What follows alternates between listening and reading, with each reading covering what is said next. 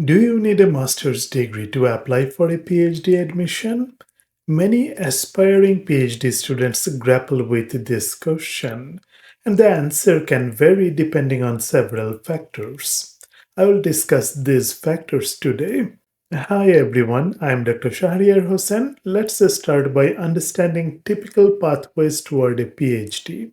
In many countries, particularly in the United States and Canada, you can apply for a PhD program directly after completing your bachelor's degree. This is often referred to as a direct entry PhD program. In other regions, such as Europe and parts of Asia, it is more common to complete a master's degree before applying for a PhD. I am in the United States, so I am discussing the topic from the United States perspective. What are the pros and cons of applying for a PhD directly after your bachelor's degree? One significant advantage is that you can start your PhD research earlier, potentially reducing the total time you spend in graduate school. You also might find it financially beneficial since you can begin receiving a PhD stipend sooner. By the way, the PhD stipend or salary is a bit higher than the master's student salaries. That is the financial side, but there are some other challenges. Without a master's degree, you might have less research experience. This could make the initial stages of your PhD more challenging as you catch up on the foundational knowledge and skills. As a result, the first master's then PhD option and direct entry PhD after bachelor's option both might end up taking the same amount of time. Now, let me tell you one critical relevant item. If you pursue a master's degree and a PhD in the same department at the same university, it is highly likely that all your master's courses will count toward your PhD, and hence your PhD timeline will automatically shorten. If you go to another university for your PhD after your master's degree, it is highly likely that you will be able to transfer a certain number of master's courses to the PhD program. How many of your master's courses will you be able to transfer to count toward your PhD varies from university to university. Being able to transfer 5 to 6 courses from the master's degree of your previous university to the PhD studies at your new university is common. Let us talk a bit more about it. A master's program provides you with additional research experience, which can be invaluable when you start your PhD.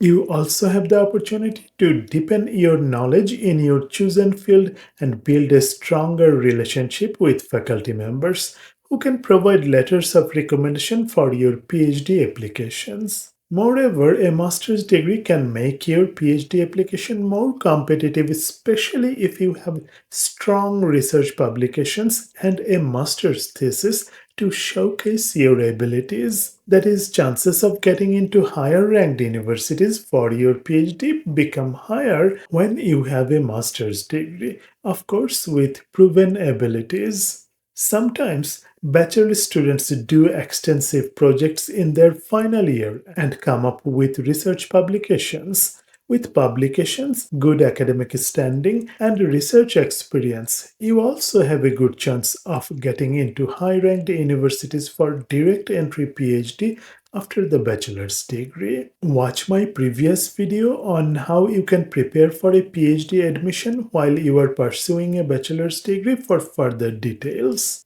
During editing, I discovered that I missed an item that I should mention.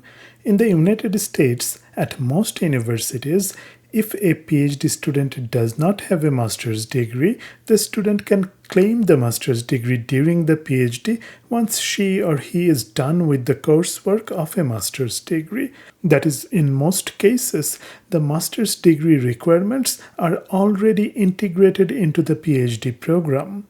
Therefore, once someone completes the master's requirements while in the PhD program, the person can obtain the master's degree. That is pretty cool, right? You do the work of a PhD program, but you can get both a master's degree and a PhD degree.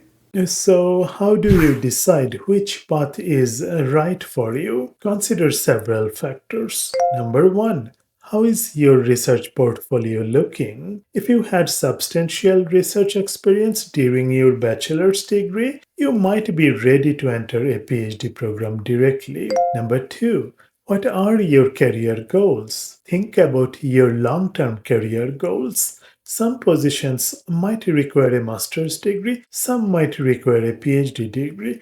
Decide based on your career goals and requirements in those career choices. Number three, evaluate the financial implications and your situation. Many people choose a direct entry PhD because of the possibility of a faster PhD. A faster PhD allows them to enter the workforce earlier and support their families. Aside from all this, another general question regarding PhD is, do PhD holders earn more money than master's degree holders? The answer is some do, some don't. But that is not the point. If you are thinking about pursuing a PhD, ask yourself this question: is research your passion? You want to do your PhD not for money. You want to do a PhD because you want to make an impact by doing unique research. If money is the target, there is no need for a PhD degree. There is no need for a master's degree either. There are ways to make money without these degrees, such as stock market trading, real estate business, etc. But please know that I am not giving here financial advice. I am only highlighting information about PhD, master's, and bachelor's degrees. Please allow me to summarize. Whether you need a master's degree to apply for a PhD depends on your individual circumstances and the specific requirements of the programs you are interested in. Both pathways have their advantages and challenges, so consider your background, goals, and the expectations of your target programs. If you found this video helpful, please give it a thumbs up and subscribe for more content on academic success and technical topics on AI and data science. Thanks for watching and see you in the next video.